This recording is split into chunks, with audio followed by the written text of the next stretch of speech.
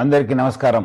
ఈరోజు నేను ముఖ్యంగా ఆడబిడ్డలకి వారి తల్లిదండ్రులకి ఒక ముఖ్యమైన విషయము వాళ్ళ దృష్టికి తీసుకురావాలనుకుంటున్నాను. అందరికి తెలుసు, ఆడబిడ్డలకి పెళ్లి అనేది ఒక ఇంపార్టెంట్ ఘట్ట.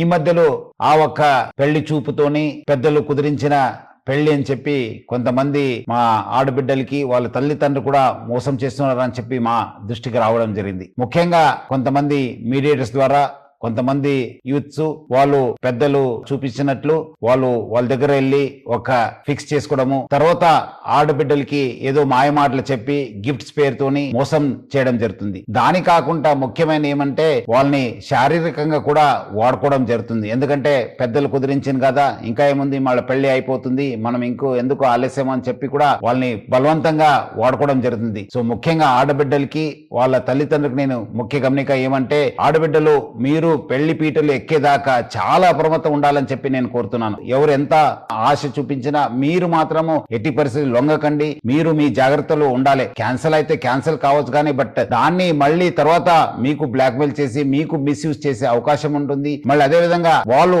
మళ్ళీ వేరే వాళ్ళు కూడా మోసం చేసే అవకాశం ఉంటుంది. సో ఎవరు కూడా మీకు పెళ్లి చూపులు అయింది, మీరు ఫిక్స్ అయిపోయింది, ఎంగేజ్మెంట్ అయిందని చెప్పి ఆ ఒక్క ఆశలు తీసుకుని మీకు మోసం చేసే అవకాశం ఉంటుంది. అందుకు మీరందరూ కూడా బాగా అలర్ట్ ఉండాలి. తల్లిదండ్రులు బాగా అప్రమత్తం ఉండాలి. అట్లానే హైదరాబాద్ సిటీ పోలీసులో చాలా పక్కద్బందిగా మా సి టీమ్స్ పనిచేయడం జరుగుతుంది. మీరు ఇమీడియట్లీ మా దృష్టికి తీసుకురావాలి, లేదంటే మా ఒక వాట్సాప్ నంబర్ కూడా ఫోన్ చేయాలి, లేదంటే డయల్ 100కి ఫోన్ చేయడం చెప్పి నేను మరీ కోరుతున్నాను హైదరాబాద్ పోలీస్ తరఫు నుంచి.